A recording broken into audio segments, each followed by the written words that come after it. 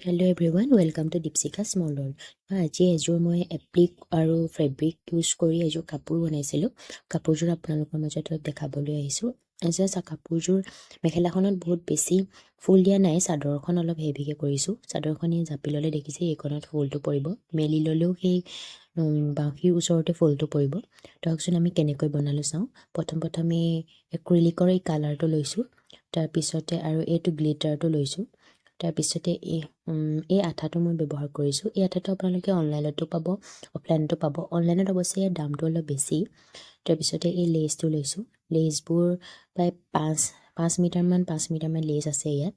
তাৰপিছতে এনেকৈ ফুলটো প্ৰথম আঁকি ল'লোঁ কাপোৰযোৰত। আঁকি লৈ পেলাই তাত এনেদৰে ফেব্ৰিক দি পেলাই প্ৰথম এই ফুলটো কালাৰটো কৰি ল'লোঁ। একদম মিহি সৰু বাৰ্ছ এডাল লৈ লৈছোঁ, যিহেতু বেছি শকত বাৰ্ছ হ'লে কালাৰবোৰ বাহিৰলৈ ওলাই যোৱাৰ চান্স থাকে। সেইবাবে এনেদৰে সৰু বাৰ্ছ ল'ব আপোনালোকে, তেতিয়া কৰিবলৈ সুবিধা হ'ব।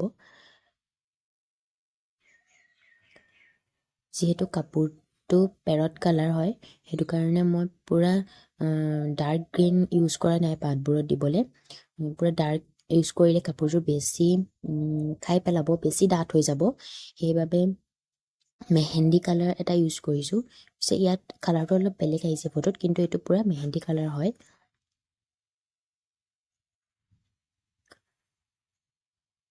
তাৰপিছত এনেদৰে পাতখিনি আঁকি প্ৰায় হৈয়ে গৈছে।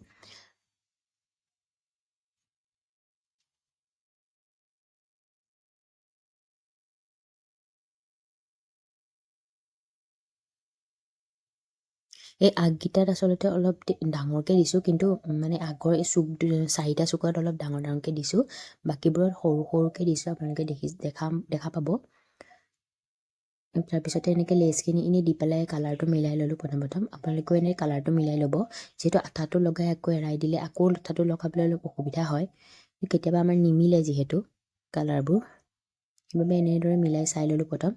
তাৰপিছতে সেই ফুলপাহ সম্পূৰ্ণ হৈ গ'ল। তাৰপিছতে আৰু এপাহ এনেকৈ আঁকি ল'লোঁ। তাৰপিছতে আঁকি লৈ সেই পাহো মই কৰিলোঁ। তাৰপিছতে এই মেখেলাখনত এনেদৰে ফুল দিছোঁ। মেখেলাখনত অলপ এইটো ৰেড কালাৰ এনেকুৱা ফুলৰ কলি কেইটামান দি দিছোঁ, তাত সেইকেইটাত ৰেড কালাৰ দি দিছোঁ। যিহেতু বেছি চিম্পুল হ'লেও দেখিবলৈ বেয়া লাগিব, বা বহুত বেছি হেভি হ'লেও বেয়া লাগিব, কাৰণ চাদৰখন মই হেভিত কৰিছোঁ। দেখিছেনে, মেখেলাখন এইদৰে কৰি ল'লোঁ। তাৰপিছতে চাদৰখনৰ আৰু এটা আপোনালোকক কৰি দেখাই দিছোঁ। এনেদৰে আগৰ কৰাৰ দৰেই এনেদৰে ছেইম ফেব্ৰিকেৰে কৰি লৈছোঁ ফাৰ্ষ্ট। তাৰপিছতে ফুলবোৰ লগাই দিছোঁ। তাৰপিছতে সেই ছাইডৰ যে ডাঙৰ ফুলপাহ আপোনালোকক দেখাইছিলোঁ অলপ আগত, সেই পাহো তেনেকৈ কৰিলোঁ। তাৰপিছত ছাইডত এনেকৈ এই সৰু ফুল দি দিছোঁ ছাইডত। সেই ফুলবোৰতো ছেইম মেখেলাত যিটো ফুল দিছিলোঁ সেই ফুলটোৱে দিছোঁ গোটেইখনতে আঁকি পেলাই প্ৰথম। তাৰপিছতে গোটেইবোৰতে এনেকৈ ফুলটো লগাই দিছোঁ।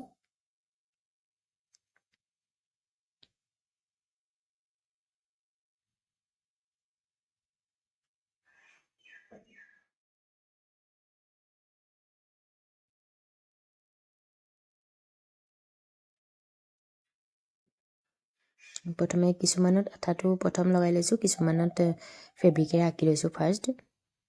যি মন যায় আৰু তেনেদৰে কৰি গৈছোঁ।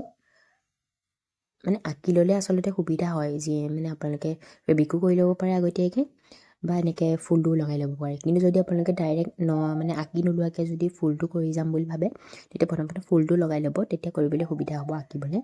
নহ'লে য'ত ত'ত পৰি যোৱাৰ মানে চান্স থাকে। মানে য'ত ত'ত যদি ফুলটো পৰি যায় তেতিয়া দেখিবলৈতো বেয়া লাগিব, সমান হ'লেহে ভাল লাগিব।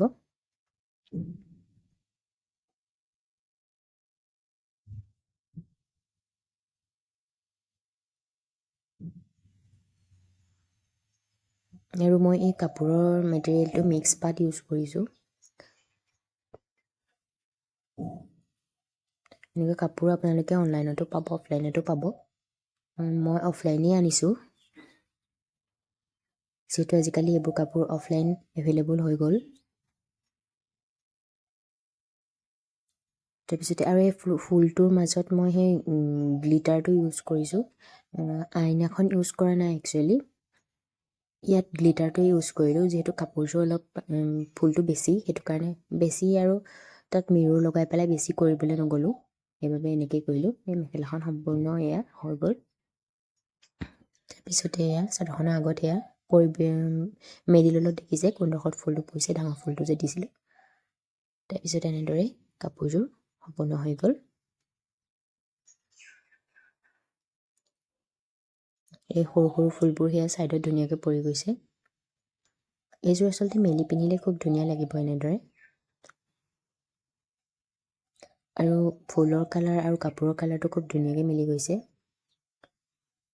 পিছতে আৰু যদি আপোনালোককো এনেকুৱা ধৰণৰ কাপোৰ লাগে তেন্তে মোক কমেণ্ট কৰিব পাৰে তাৰপিছতে আজিলৈ ইমানেই আৰু এযোৰ নতুন কাপোৰৰ ডিজাইন লৈ আহিম আপোনালোকে মোৰ যদি ভিডিঅ'টো চাই ভাল পালে তেন্তে চেনেলটো ছাবস্ক্ৰাইব কৰি দিব আৰু ভিডিঅ'টো লাইক কমেণ্ট কৰি দিব থেংক ইউ